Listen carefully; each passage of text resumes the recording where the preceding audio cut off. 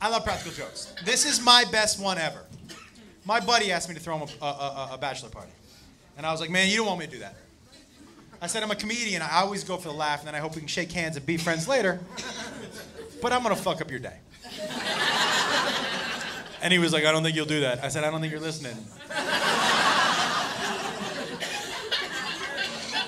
I'm already trying to decide how to fuck with you, so can we just like not have me do it? And he was like, buddy, you've been to Vegas more than any of us. You planned the party, you get the girl. Now look, I got him a girl for the end of his party. That's what he wanted, a stripper. I'm not a stripper guy. I never have been a stripper guy. I don't really care. But he wanted a stripper for the end of his party. That's cool. I wanted the beginning of the party to be for me. And what did I want to watch? What do I like way more than strippers? I like weird shit. Guys, if you're like, hey man, this is about to be some weird shit happening in an alley, I'll be like, I'm gonna fucking watch that. 100%. I love it. How weird? I wanted people walking out of his party like this. What the fuck just happened in there? Like, was some guy walking out with a limp? Like, why are my hands dirty? Like, weird shit, right? Where did I think I could find that? I went on Craigslist in Vegas. Oh, guys, I have never felt so horny and sad at the same time in my entire life. Scrolling through. It's all sex stuff. I don't want that. I want weird. And then weird jumped off the screen at me. This woman's advertisement was 3 words. That's it. And those 3 words were, I'll wrestle ya. And I was like, fuck yeah, you will. That at least deserves a phone call, I think, right? I call her on the phone. She is 6'250". And her special skill is that she'll come over to your house, she'll get naked, and she'll toss you around for a little while. And I was like, well, what time can you get here?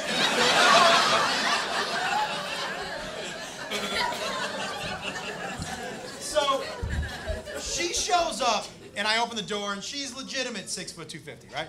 And she's holding a foot-long sub and 24 buffalo wings. Not kidding. And she waves them in my face, and she goes, you got a room where I could go fuel up before the match? And I was like, first of all, fuck yes I do, right in there. And I said, second of all, you should know that the person you're wrestling today doesn't know there's gonna be a match.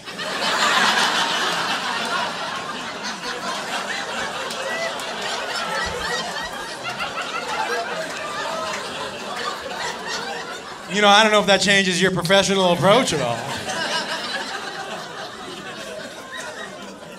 So she goes off into her room. My buddy comes over, and we've got him on a stool just like this one.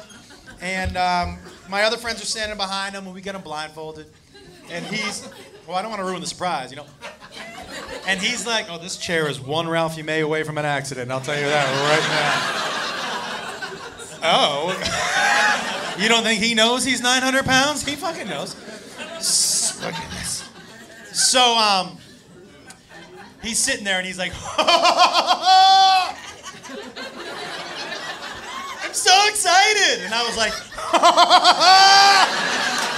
me too. And he says, I'm ready. And I said, okay, and I call her out. Now, none of my other friends knew what I had planned. So when she walked out of that room naked, collectively, they were like, what the fuck?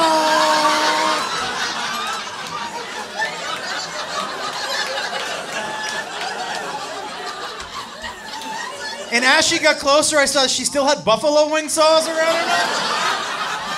And I was gonna get her a napkin, but I was like, I'm sorry, that shit is too funny on your face. I am so sorry.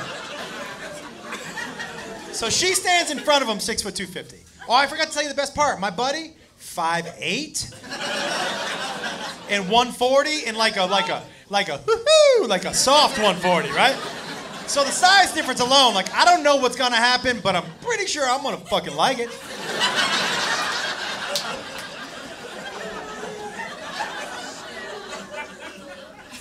And he says, I'm ready. And I said, okay. And I take off his blindfold. And the only word he could get out of his mouth before she ripped him out of his chair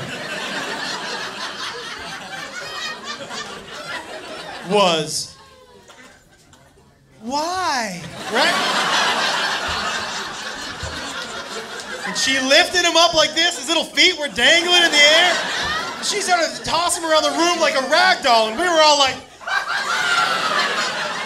guys, she would jump on top of him, and he had to push her fat out of his face to talk to us. He would be like, tell her to stop. How long is she gonna be here? I can't breathe. Why does she smell like buffalo wings, right? There was one time where she was straddling him like this, beating him in the face with her titties. Just. I don't think you're getting the right visual. Okay.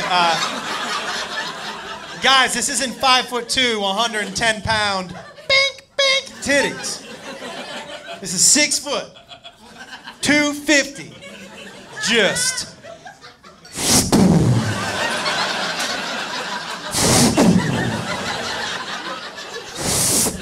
Titties. That's how big her titties were. They made that noise through the air. It was like being hit with a tit missile, just. Dude had a swollen eye from titty punches. You'd never seen that in the history of fucking never ever, I'll tell you that right now. So she thinks her job is done, right? She walks over here to this side of the room. My buddy gets up mad. You know when you can tell someone is mad where they never take their eyes off of that thing they're mad at? So he gets up and he walks away from her like this.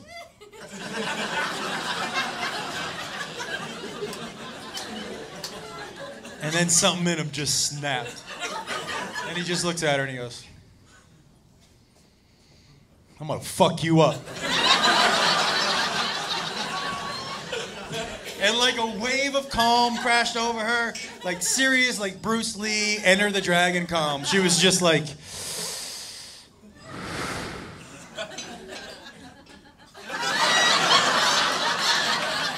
and they ran at each other.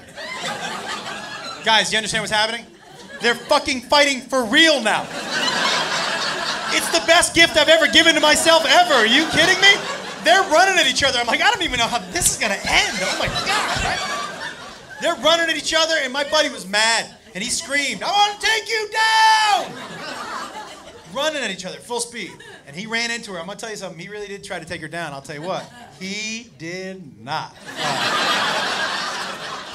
All I can tell you is that when his little body hit hers, she kind of absorbed him for a second, and he disappeared. I was like, where the fuck did he go? And then she just boom, shot him out across the room. Boom, and he slid on the floor, and one of my friends ran up to him and went, that just fucking happened to you! And she was mad that he challenged her or something. So she goes to us, you want to see my finishing move? You want me to finish him? And I grew up with Hulk Hogan and Randy the Macho Man Savage. So I was like, you fucking finish it!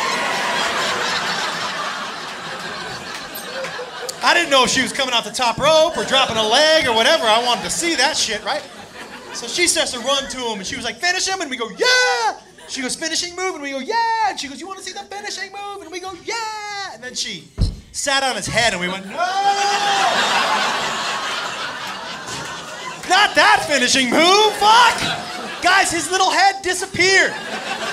All you could see were his tiny arms slapping her back, like. Oh, it was a fight for life, I'm telling you that right now. It was the weirdest shit I've ever seen. It was like a reverse birth. It was fucked up, that's all I'm saying.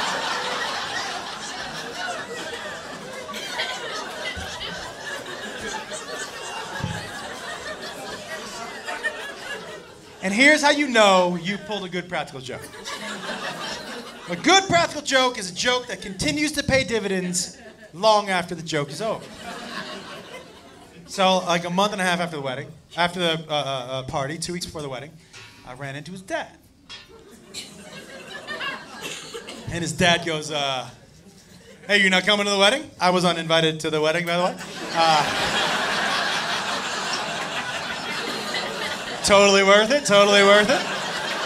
You guys want to see how he uninvited me? This is my favorite part. This is how he uninvited me. She just got off of him. And he stands up and he goes, "You're not coming to the wedding!"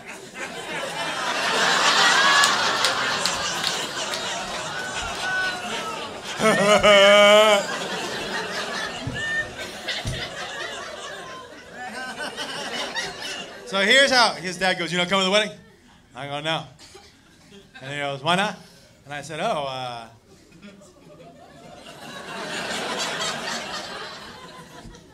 Tim didn't tell you? And he said, "No." And I go, "Well, do you got a couple minutes? Sit down, sit down." And then his dad used that story as his best man speech at the wedding. Fucking winner, winner.